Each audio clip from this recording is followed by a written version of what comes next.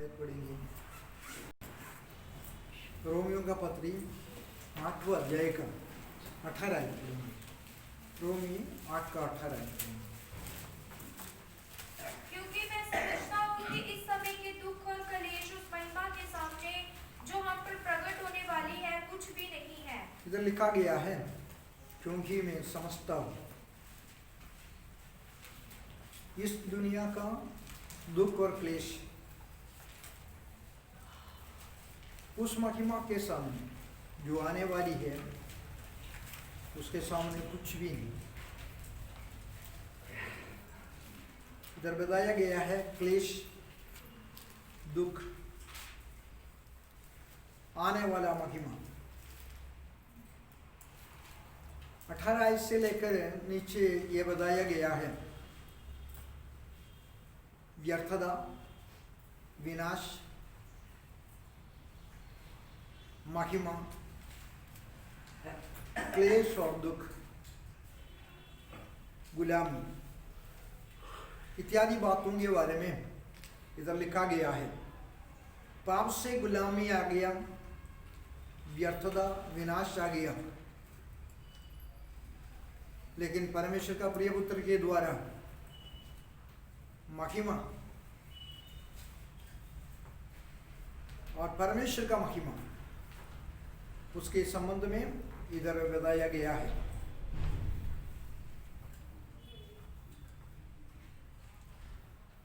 पौलुस कहता है क्योंकि मैं समझता हूं, मेरा समझ है ये। पौलुस का जीवन में उनका सेवकाई के दिनों में क्लेश और दुख है बार बार उनका जीवन में आया है।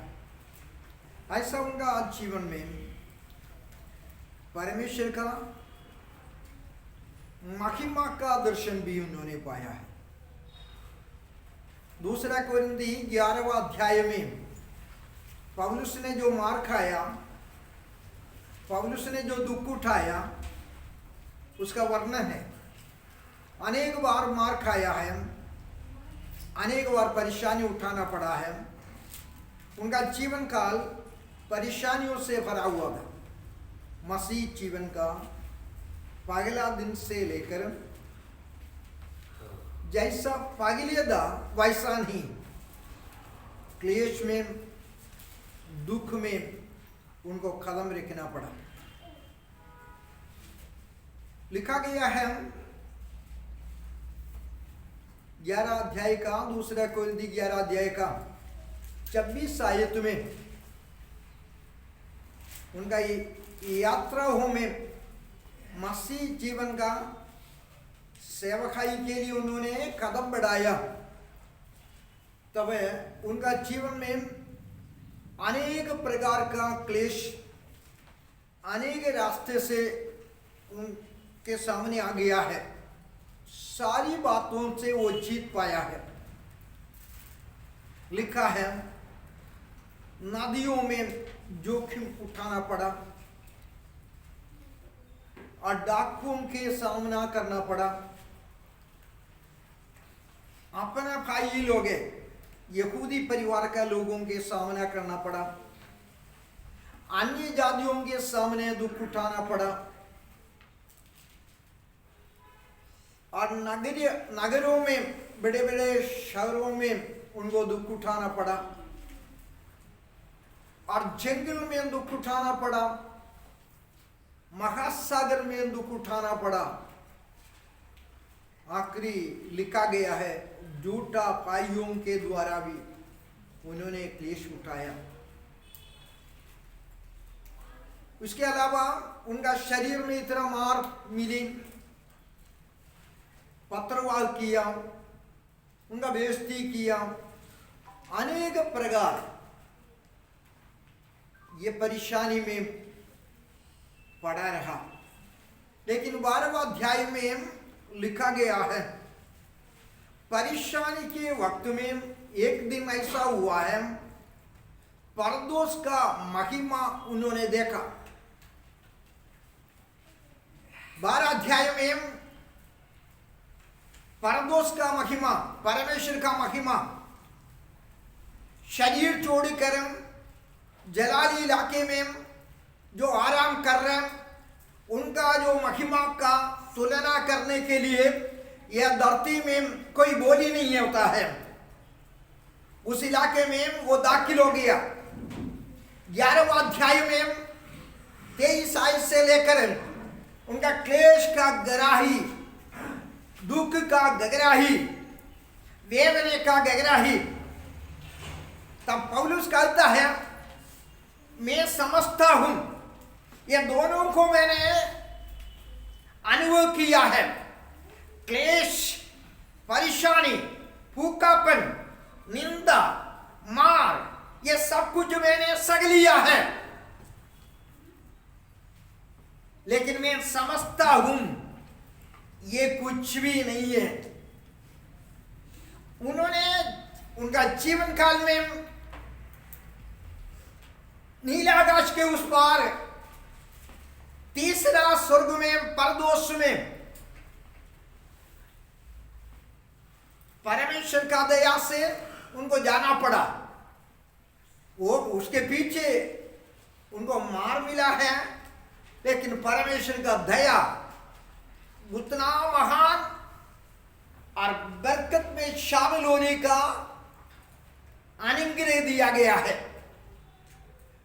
12वां अध्याय में बताया गया है वो इलाका आनंद का है। मानव बोली से उसका वर्णन करना मुश्किल है। मनुष्य जितने बुद्धिमान हो, अक्लमंद हो, कितने ज्यादा जानकारी पाया हो, स्वर्गलोक के बारे में, परदोष के बारे में, महिमा के बारे में, परमेश्वर ने अपने लोगों के लिए जो तैयार किया है उसके बारे में मनुष्य बोल नहीं सकता, समझ नहीं सकता। तब बताया गया है अब मैं समझता हूं, मैंने महिमा देखी, मैंने क्लेश उठाया, उसका तुलना किया। क्लेश बार बार आया। परदोष में थोड़े वक्त रहा, 10 मिनट होगा, 15 मिनट होगा, थोड़े समय रहा। क्लेश लगातार उनका पीछा किया। दमस्कुस के फाटक से लेकर हेरो और नीरो महाराजा का तलवार का सामना करने के वक्त तक वो क्लेश का रास्ते में होकर गया। कितना साल? बहुत साल। लेकिन महिमा उन्होंने देखी। 30 मिनट का होगा, 45 मिनट का होगा, 7 मिनट का होगा। बोला है उसके सामने ये कुछ भी नहीं, ये महिमा के सामने ये कुछ भी नहीं। हमारा जीवन में जो क्लेश होता है, दुख होता है, हम सोच रहे वो बड़ी बात है, लेकिन थोड़ा महिमा परमेश्वर ने पौलुस को दिखाया। बोलता है इस महिमा के सामने वो 30 वर्ष का क्लेश कुछ भी नहीं होता है। दुनिया में हम जितने समय इधर जीना है, क्लेश उठाना पड़ेगा। 40 वर्ष, 45 वर्ष हो, हमारा जो काम परमेश्वर ने पूरा करने का अनुमति दिया है वो पूरा करेगा, तब उनको इधर से जाना पड़ेगा। वो लंबा आयु से नहीं होता है। 80 वर्ष मिले, 100 वर्ष मिले, 20 वर्ष मिले, 30 वर्ष मिले, काम जब पूरा हो जाता है हमको मुसाफिर का जीवन कदम करके स्वदेश में जाना पड़ेगा। इधर 1000 वर्ष जीने से मतलब नहीं होता। फिर भी मानना पड़ेगा। हमारा शरीर सड़ेगा, हमारा शरीर मिट्टी बनेगा, हमारे लंबा आयु से कोई मतलब है ये धरती में मसीह लोगों के लिए है नहीं। आप 70 वर्ष रहे, 80 वर्ष रहे, मरना पड़ेगा। लेकिन महिमा का देश में हमारे आनंददायी तक रहना पड़ेगा, जीना पड़ेगा। वो देश अच्छा है, ये देश अच्छा है। इसके बारे में लिखा गया है ये परदेश है, ये यात्रा मुसाफिर का यात्रा है। हम परदेशी है, हमारा स्वदेश स्वर्ग पर है। दिन रात जिस देश में होता है वो चंचल इलाका होता है। जिस दुनिया में दिन और रात होता है वो चंचल है, वो क्लेश से भरा हुआ है। अफसोस करना पड़ेगा। लेकिन जिस देश में रात नहीं होता है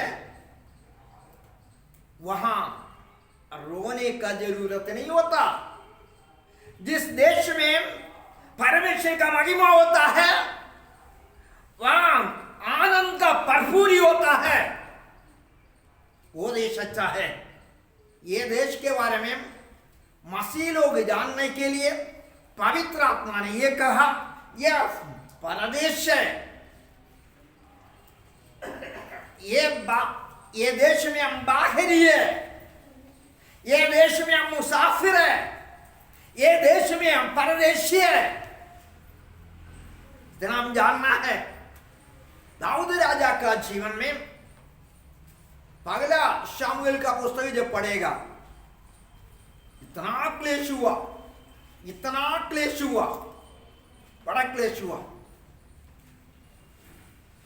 क्लेश का वर्णन है और 17 अध्याय से लेकर आगे आगे दाऊद का जीवन में क्लेश उनका पीछा नहीं छोड़ा, उनका पीछा किया।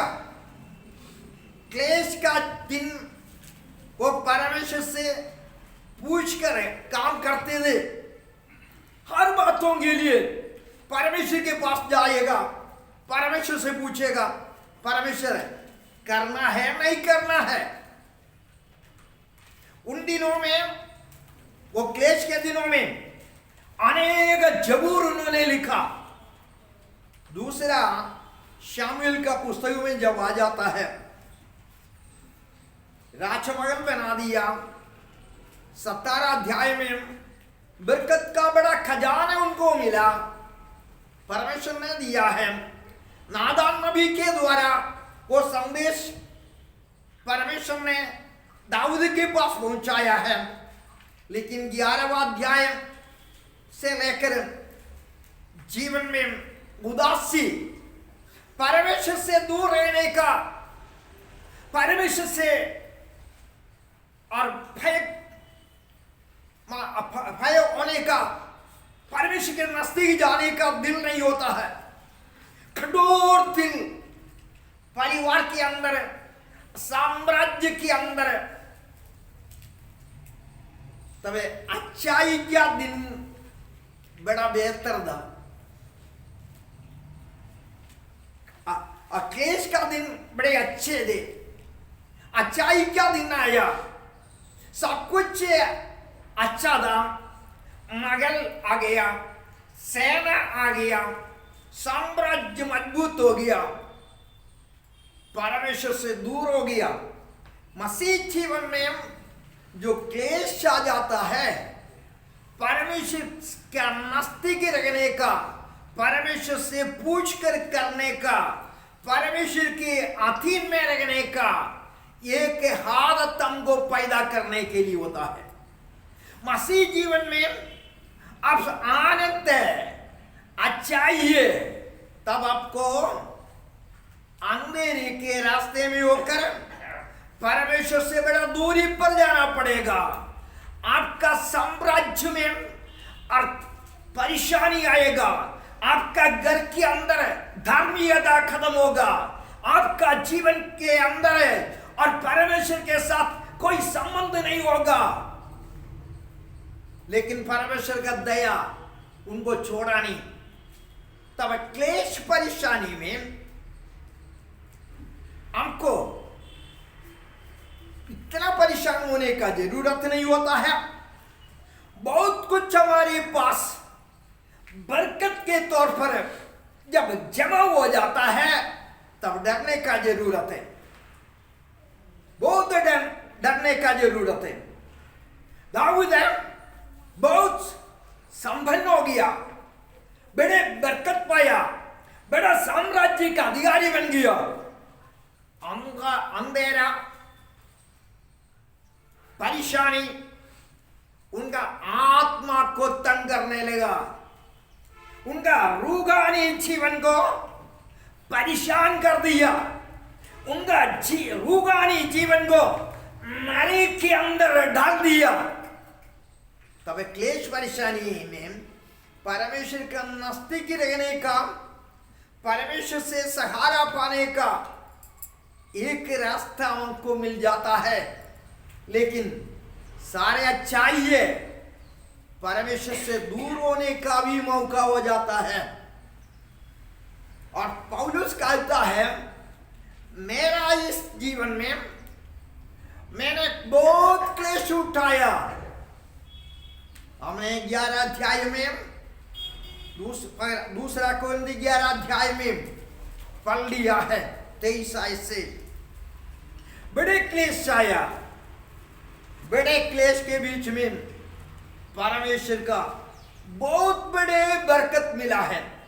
लिखा गया है पहला अध्याय में, दूसरा कोरिन्थी और 3-4 आयत में, क्लेश बढ़ गया, बरकत शांति उससे बढ़कर आया।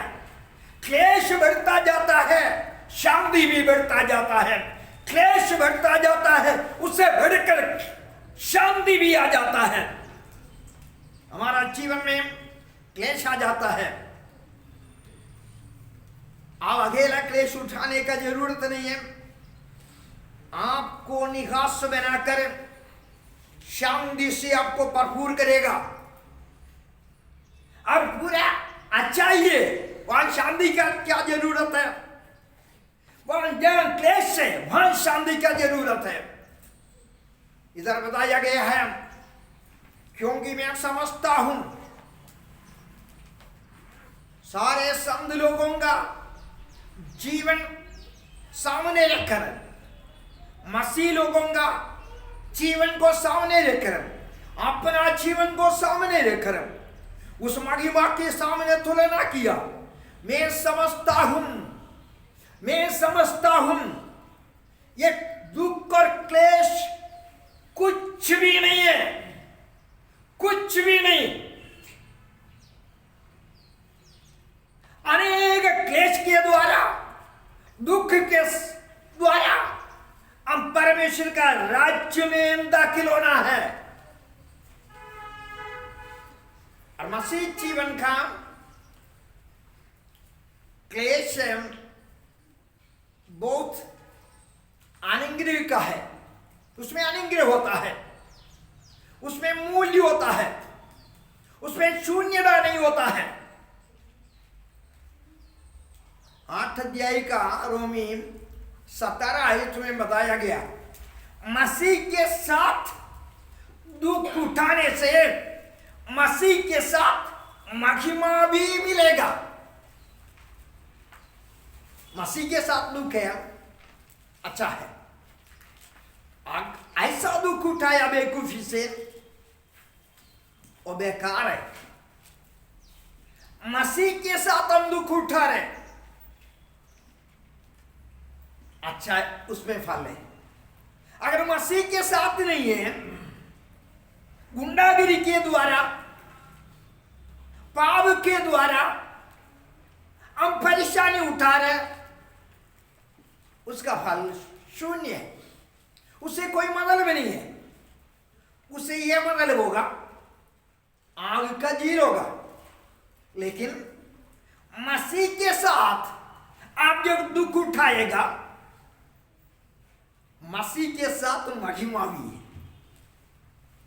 17 पढ़िए, 8 का 17। और यदि संतान है तो वारिस भी है, वरन परमेश्वर के वारिस और मसीह के संगी वारिस है कि जब हम उसके साथ दुख उठाए तो उसके साथ महिमा भी पाए। उसके साथ दुख उठाए, उसके साथ महिमा भी मिलेगा। ये तो बहुत महत्वपूर्ण बात होता है। मसीह को छोड़कर अपना बेवकूफी से हम इस धरती में दुख उठाए, हमको कुछ नहीं मिलेगा। मसीह के साथ दुख उठाएगा, मिलेगा। तो मसीह के साथ हमारा दुख है, आप अफसोस करने का जरूरत नहीं होता है। अच्छा मकान नहीं, पैसा नहीं, पहले जैसा आप बड़े कोई नहीं, इज्जत नहीं कर रहे, कोई बात नहीं। आप मसीह के साथ हो, आप धन्य हैं।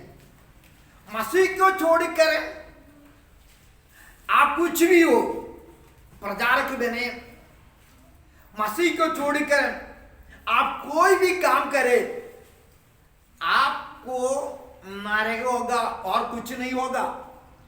मसीह के छोड़कर आप अधिकारी बने, मसीह को छोड़कर आप अक्ल पाए, मसीह को छोड़कर मसीह के साथ हो, मसीह का महिमा हमारा है। मसीह का क्लेश, मसीह के साथ क्लेश उठा रहे, मसीह का महिमा हमारा है। कलाम के अंदर बताया गया है,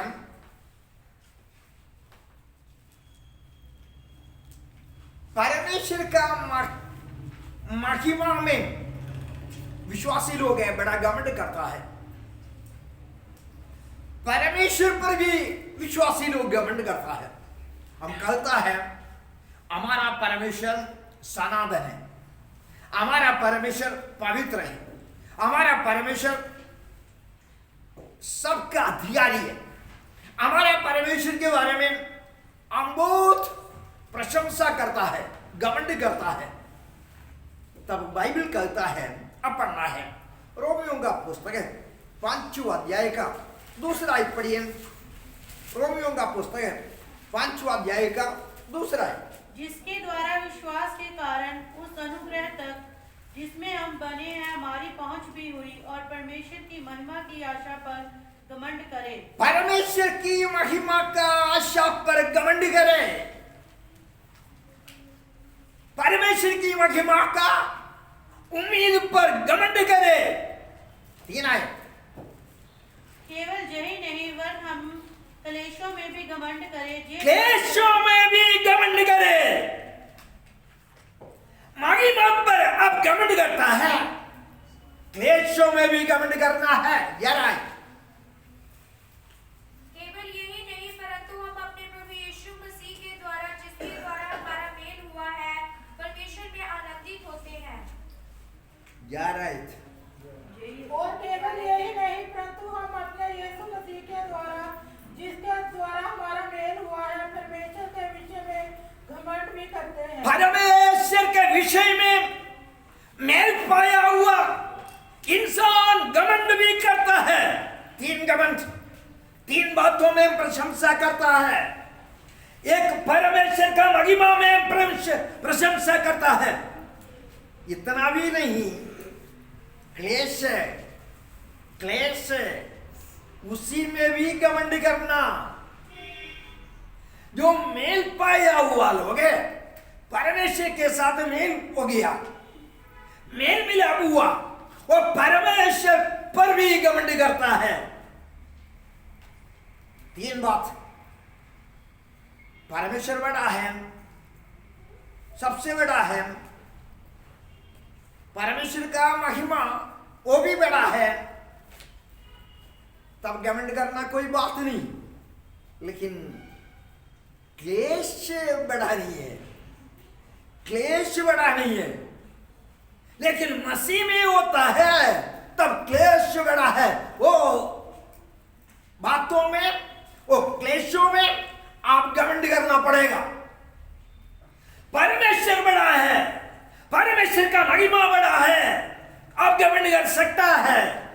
इतना भी नहीं, क्लेशों में भी अब घमंड करना है,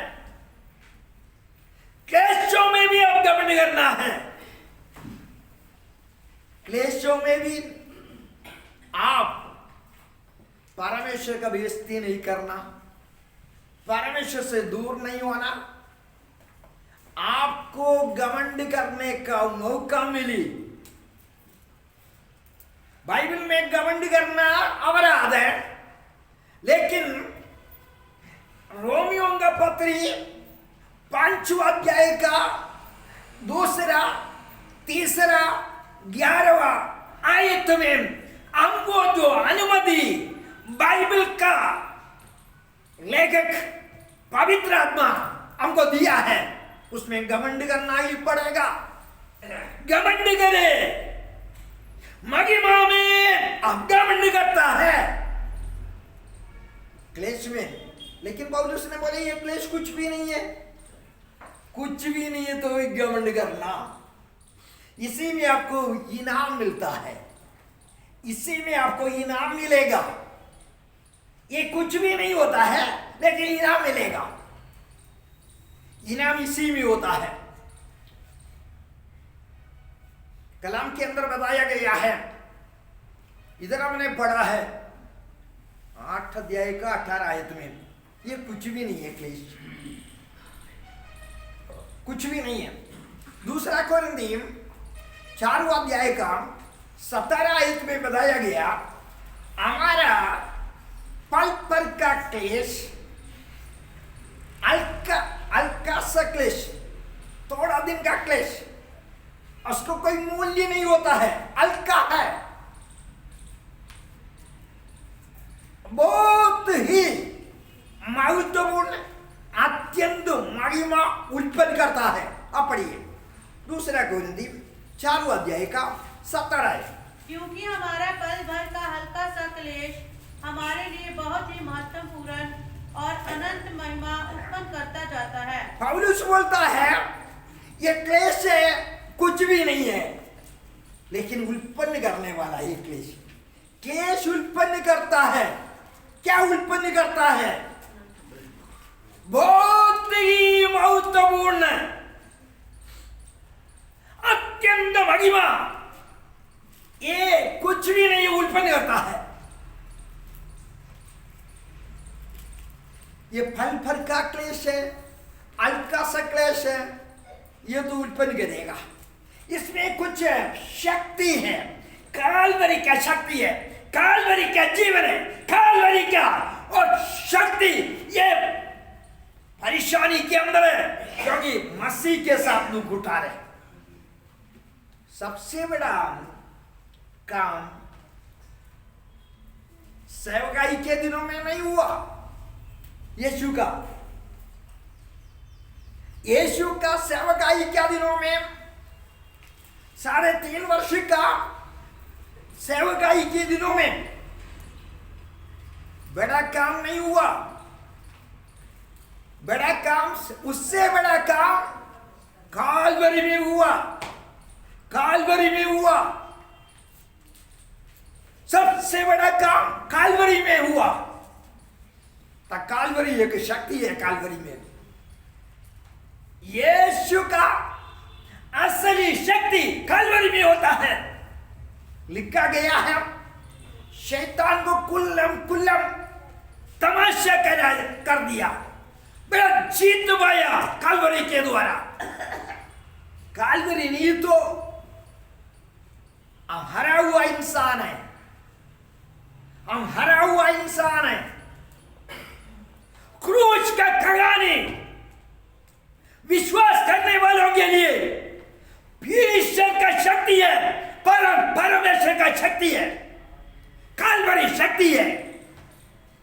तब इधर बताया मसीह के साथ जो क्लेश है उत्पन्न करता है, पैदा करता है, क्या अत्यंत महत्वपूर्ण है, बहुत बड़ा महत्व है, जलाल, महिमा, थोड़ा दिन का नहीं, आनंद काल तक रहने वाला ये पैदा करता है। विश्वासी जो क्लेश उठाता है, वेदना उठाती है और मसीह के साथ है, प्रार्थना से कोई मतलब नहीं निकला है, लेकिन ये पैदा कर रहे हैं आपके लिए। और दूसरा, दुनिया में आप जब जाएंगे, आपके लिए पैदा कर रहे हैं परमेश्वर। ये क्लेश से जलाल इना वो नाश नहीं होगा, वो नाश नहीं होगा। पहला पत्रोस पहला अध्याय का 6 आयत में बताया गया, इस कारण से तुम माहिर होते जाओ। आवश्यक जरूरी है थोड़े दिन के लिए, अब थोड़े दिन के लिए नाना प्रकार का परीक्षाओं में उदास होना पड़ेगा। ये परेशानी में आप उदास हो जाएंगे और बोलेंगे इतना पिछले साल में भी परेशानी, इस साल में भी परेशानी। पहला पत्रोस पहला अध्याय का 6 आयत। इस कारण तुम मगन होते हो, जदीप अवश्य है कि अभी कुछ दिन के लिए नाना प्रकार की परीक्षाओं के कारण दुख में हो, और ये इसीलिए है कि नाना प्रकार का परीक्षाओं में आप दुख में हो। उदास नहीं होना, अब उदास होता है, उदास हो जाता है। नाना प्रकार का परीक्षा, उसे अब दुखी हो जाता है, उदास हो जाता है। बाइबल कहता है आप दुखी होगा, वहां परमेश्वर को मालूम है। नाना प्रकार की परीक्षा जब आ जाता है, आपको दुखी होना पड़ेगा, आपको रोना पड़ेगा, आपको परमेश्वर के सामने चिल्लाना पड़ेगा, अपना दुख अपना साथियों के सामने खोलकर बोलना पड़ेगा। आप उदास होगा नाना प्रकार का, लेकिन थोड़ा दिन का है, ज्यादा दिन का नहीं है। उस महिमा के सामने, उसे आनंददायी के सामने आप तुलना करके देख लो, ये थोड़ा दिन का है, थोड़ा दिन का है। आपको नाना परीक्षाओं में आप उदास हो जाता है। अब बोलता है आगे क्यों जाना है परमेश्वर की हजूरी में, क्यों प्रार्थना करना है, उदास हो जाता है, दुखी हो जाता है। लेकिन आप तो आनंद भी मगन वो होता है। इस कारण से ऊपर कुछ कारण बताया, उस कारण से आप मगन हो जाता है, आनंद हो जाता है। आपको आनंद मनाना पड़ेगा। नजात के बारे में जब आप आलोचना करेगा, अब आनंद में भरपूर हो जाएगा।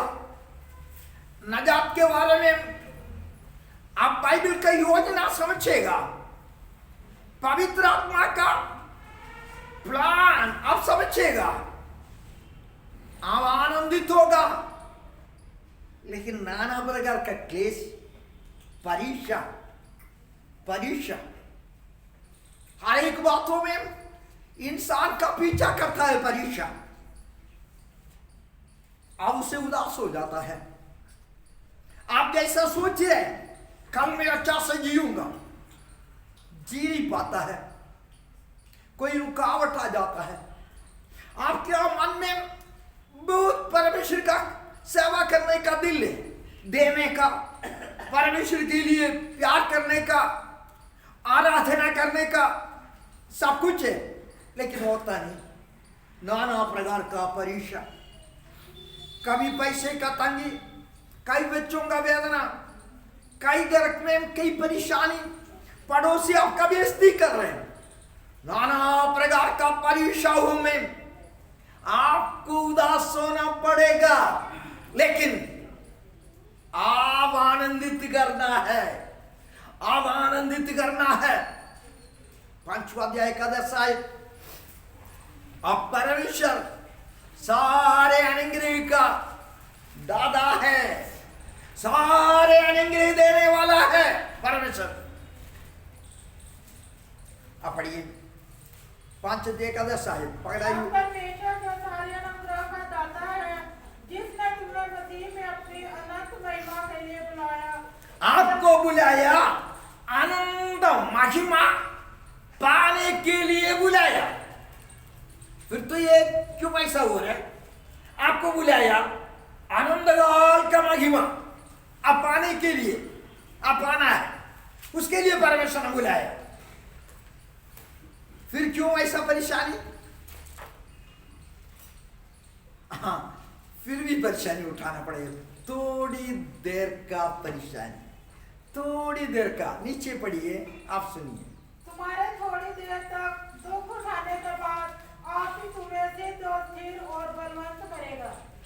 थोड़ी देर दुख उठाने के बाद जिसने आपको दुख दिया वो आपको सिद्ध बनाएगा, सिर बनाएगा, स्थिर बनाएगा, आपको बलवंत बनाएगा।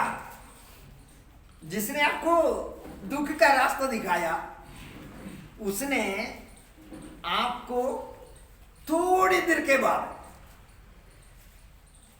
हफ्ता नहीं होगा, महीना नहीं होगा, साल बीतने के पहले पहले थोड़ी देर के बाद आपको सिद्ध बनाएगा, आपको भरपूर बनाएगा। आपके खजाना खाली होगा लेकिन भरपूर करेगा। आप कमजोर है, ढीला है, आपको पक्का बनाएगा। आप कमजोरी में है, आपको बलवंत बनाएगा।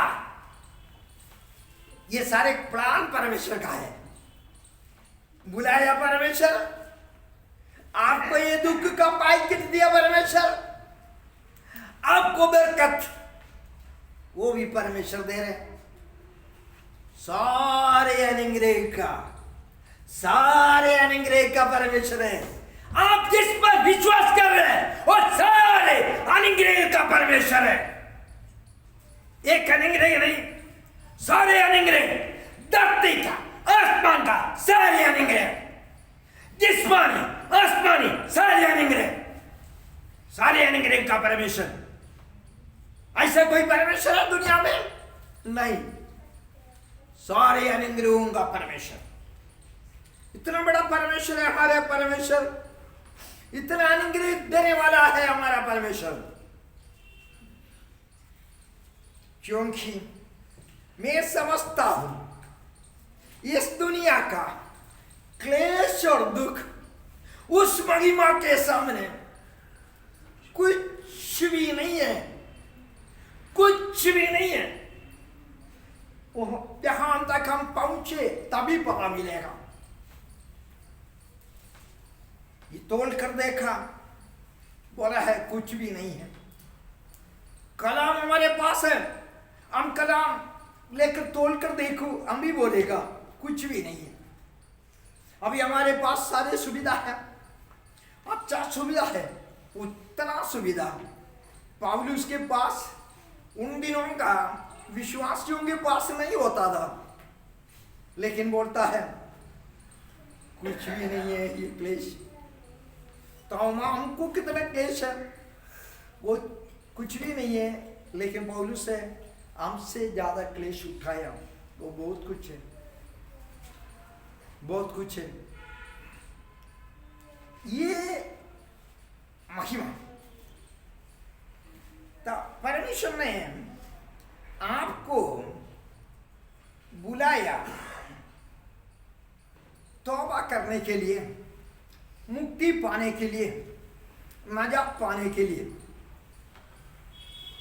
तब परमेश्वर का मनसा यही है, महिमा पाना है मसीह का। अब पढ़िए 2 थिस्सलुनी 2 अध्याय का 14 आयत पढ़िए। 2 थिस्सलुनी, जिसके लिए उसने तुम्हें हमारे सुसमाचार के द्वारा बुलाया कि तुम हमारे प्रभु यीशु मसीह की महिमा को प्राप्त करो। यीशु मसीह क्या महिमा आप प्राप्त करना है। आपको इसलिए बुलाया, आपको तौबा करने के लिए परमेश्वर के दास लोगों के द्वारा, सुसमाचार के द्वारा बुलाया। क्या पाने के लिए? यीशु मसीह का महिमा पाने के लिए। सबसे बड़ा महिमा यीशु का है। यीशु तो परमेश्वर है, परमेश्वर का महिमा पाने के लिए बुलाया। सबसे आदरणीय, सबसे बहुमूल्य यीशु है, उसका महिमा पाना है, नजात के लिए बुलाया। आपको धरती में बहुत बड़ा चर्च बनाने का प्लान के लिए नहीं, परमेश्वर बुलाया, इस बात के लिए बुलाया, मसीह क्या महिमा पाई। मसीह क्या महिमा पाना है? मसीह क्या महिमा है? सबसे बड़ा महिमा उसमें ईश्वरीय सुंदरता ही है, उसमें ईश्वरीय आदर सम्मान है, उसमें सारे प्रकार का खजाना है,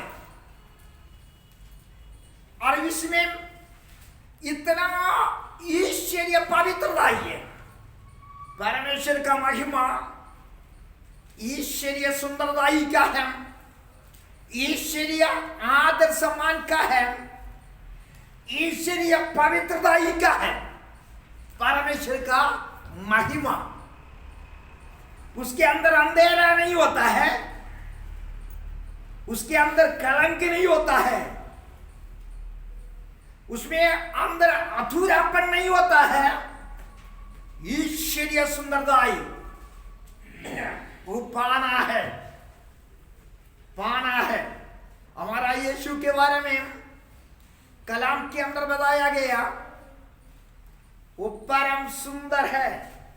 यीशु, परमेश्वर उसको बुलाता है, यह मेरा प्यारा बेटा। और जनता, दुनिया,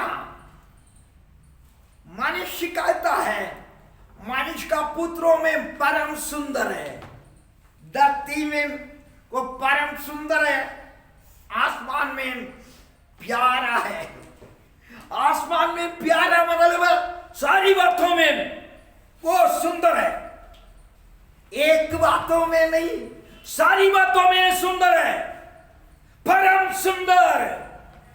धरती में मनुष्य का संतानों में वो परम सुंदर है, इतना सुंदर है और कोई नहीं होता है। यीशु परम सुंदर है, उसका महिमा पाने के लिए नजात पाया है, आपको नजात के लिए बुलाया है, आपने कबूल किया है, नजात आपको मिली है। यीशु का प्रार्थना में, यीशु ने प्रार्थना किया आखिरी दिनों में, अगला दिन कालवरी है, कालवरी के पहले एक बड़ा प्रार्थना है। यूहन्ना का इंजील 17 अध्याय का 5वां आयत है, 24 आयत। 5वां आयत में लिखा गया है, दुनिया का उत्पत्ति के पहले से जो महिमा मेरे पास था। और 24 आयत में लिखा गया है, जो महिमा तूने मुझको दे दिया। 24 आयत में एक महिमा दुनिया उत्पन्न होने के पहले था, सृष्टि के पहले उनके पास जो महिमा। अब पढ़िए। हे पिता, मैं चाहता हूँ कि जिन्हें तूने मुझे दिया है, जहाँ मैं हूँ वहाँ वह भी मेरे साथ हो, कि वह मेरी उस महिमा को देखे जो तूने मुझे दी है। महिमा परमेश्वर ने यीशु को दिया। पंचायत। अब हे पिता, तू अपने साथ मेरी महिमा उस महिमा से कर जो जगत की सृष्टि से पहले, जगत के सृष्टि के पहले जो महिमा और जो दिया हुआ महिमा इंसान होकर करोड़ों साल के पहले इंसान नहीं बनाई छू। अभी 2000 वर्ष हो गया। परमेश्वर देखदारी होकर मानव जाति के बीच में आया, कालवरी में प्रायश्चित बना। तब 2000 वर्ष का है। तब परमेश्वर ने इनको जो दिया है इतना बड़ा काम के लिए, बहुत बड़ा काम किया, बड़े आथने काम दुनिया में किया। उसके लिए महिमा है। वो 24 आयत में दिया गया मुझको। कालवरी के पास जा रहे, तूने मुझको एक काम जीत पाकर जा रहे, सब महिमा मुझको मिल चुका है। कालवरी के नजदीक पहुंचा है, जीत पाक कर आया है। शिबिरोस आया, अरे यहूदिया जंगल में रोजे के बीच में जीतवाया, बातों में जीतवाया, परेशानी में जीतवाया और विचारों में जीतवाया, सारी बातों में यीशु नसरी जीतवाया। जीतवाने के बाद है मौत के नजदीक पहुंचा। तूने जो वायदा किया वो मुझको मिलने वाला है। वो महिमा में दाखिल होना है।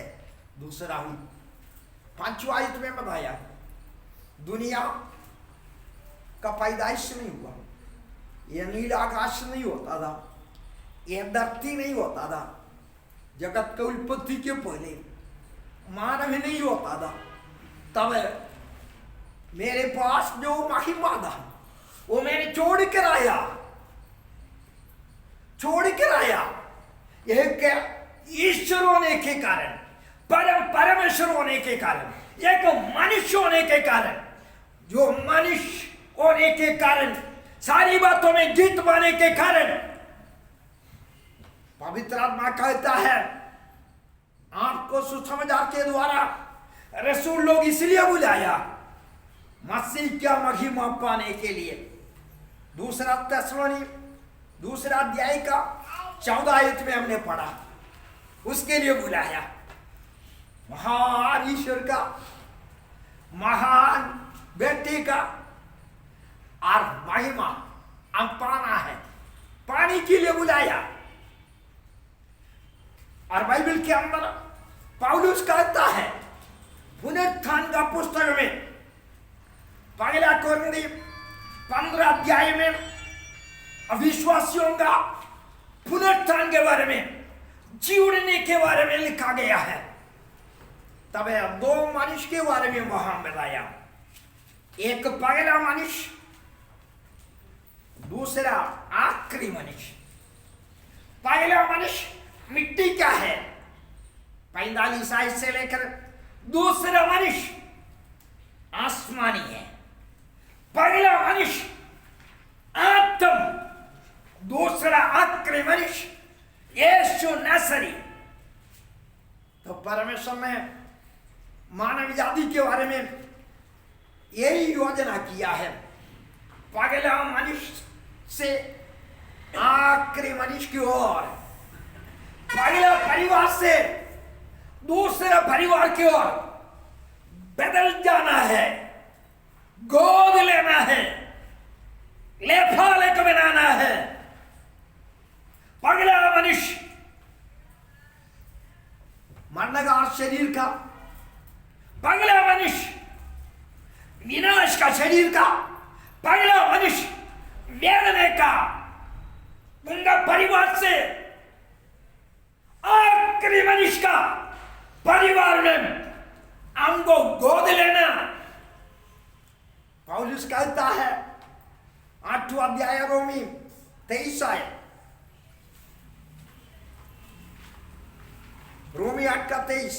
और केवल वही नहीं पर हम भी जिनके पास आत्मा का पहला फल है, आप ही अपने आप में कहराते हैं और लेपालिक होने की अर्थात अपनी देह के छुटकारे की बाट बाट जोते हैं। आप अपने आप करता है। पहला फल किसको मिली है? आत्मा का।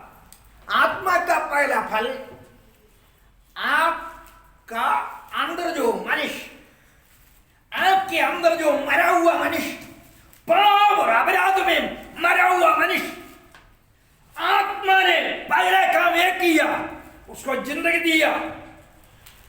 जिंदगी दिया। यूहन्ना 3 का 6 आयत में लिखा है, शरीर से जो पैदा हुआ शरीर, जो आत्मा के द्वारा आत्मा पैदा हो गया। आपका आत्मा मरा हुआ था, उनमें जीवन आया, पहला फल वहां चालू हो गया। तब बोला है ये गोद लिया मैंने, इसका गोद लिया है। गोद लिया है। जब नजात जब पाता है और यीशु मसीह का साथ मिल जाता है, पगला आत्मा का पगला काम चालू होता है। ये फसीदों का पहला आयत में लिखा है, पाप और अपराधों में हम मर चुका था, यीशु ने जलाया, यीशु ने जिंदगी दिया। आत्मा का पहला काम आपका मरा हुआ इंसान को जिंदगी देना। यह समस्त दुनिया ये मरा हुआ इंसान का दुनिया है। उनमें से कुछ लोगों को सुसमाचार के द्वारा पवित्र आत्मा ने यह काम किया, जीवित बना दिया, जीवित बना दिया। तब इधर बताया गया है, ऐसा जीवन पाया, आत्मा का पहला फल जिसने पाया, उनका अपने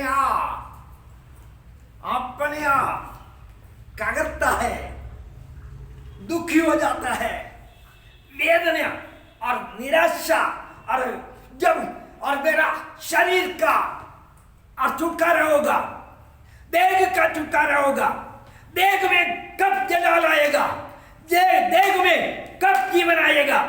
मरा हुआ पाप में, अपराधों में मरा हुआ अंदर का, चमड़े के अंदर का आत्माओं में, प्राणों में जीवन आया। ऐसा यह शरीर में कब जीवन आएगा? शायद द्वारा। और केवल वह नहीं, हम पर भी जिनके पास आत्मा का पहला फल है, आप ही अपने में कराते हैं और पालित होने की अर्थात अपनी देह के छुटकारे की बाट जोते हैं। ये बालक होने का अर्थात देह का छुटकारा होने का। देह में छुटकारा होना है, ये देह में छुटकारा होना है। इसलिए क्या करता है? हमेशा कब होगा ये बात? कब होगा? मेरा देह में अमरत्वता कब आएगा? जलाल कब आएगा? देह का छुटकारा, देह का छुटकारा। तब आप जलाली हो जाएंगे, जैसा वो आसमानी है, अब उसका परिवार में आसमानी होकर उसके समान हो जाएंगे। पौलुस और पत्रोस इसके बारे में यह वर्णन किया है। यीशु मरा, पुनरुत्थान हो गया, उसके द्वारा नजात, बड़ी दया के साथ मरा, नजात, बड़ा उम्मीद है, जीवित उम्मीद दिया है, नजात।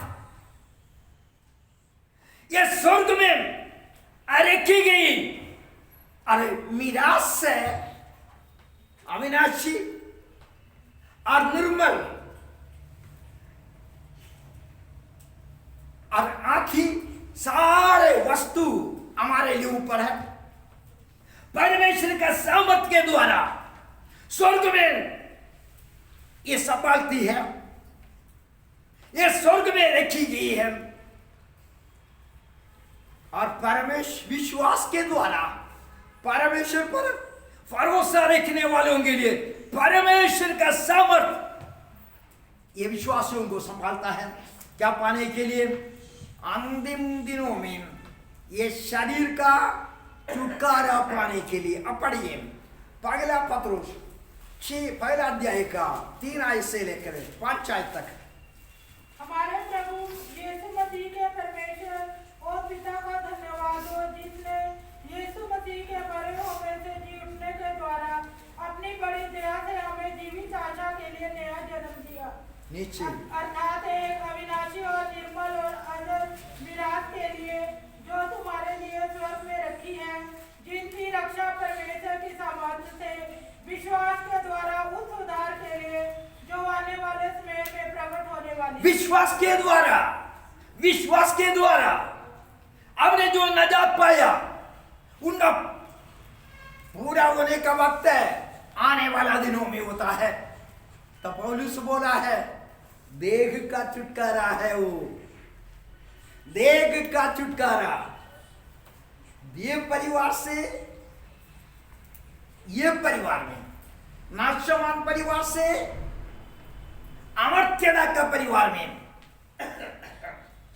मानव परिवार से जलाली परिवार में, जिस्मानी परिवार से रूहानी परिवार में आपको गोद लेने का वक्त, आखिरी वक्त, पहला वक्त में आत्मा के द्वारा आपके अंदर का पाप और अपराध में मरा हुआ इंसान जिंदा हो गया। आखिरी ये होगा आपका शरीर का छुटकारा आत्म परिवार से। कालवरी में जो मारा गया यीशु नासरी, उनका परिवार में दाखिल होना, उनका परिवार स्वर्गीय परिवार है, स्वर्ग में है, स्वर्ग में है। आज सुबेरे हमने पढ़ा था रोमी 8 अध्याय का 18 ये पढ़ा था, क्योंकि मैं समझता हूं ये क्लेश कुछ भी नहीं है, वो बहुत कुछ है, वो बहुत कुछ है। आज सवेरे परमेश्वर आपका चिंता व्याकुल क्लेश कालवरी के पास से रखे, परमेश्वर उसको परमेश्वर उसको खत्म करेगा। परमेश्वर हमको नया एक उम्मीद है, नया शक्ति, नया बल खुदा का पाक कलाम के द्वारा हमको मिलता है। पाक कलाम के बिना परमेश्वर की हजूरी में, ये मुसाफिरी का जिंदगी में आपको तसल्ली देने का कोई सामर्थ्य दुनिया में है नहीं। खुदा इस कलाम के द्वारा हमारा सहायता करें। हम सारे खड़े हो जाएंगे।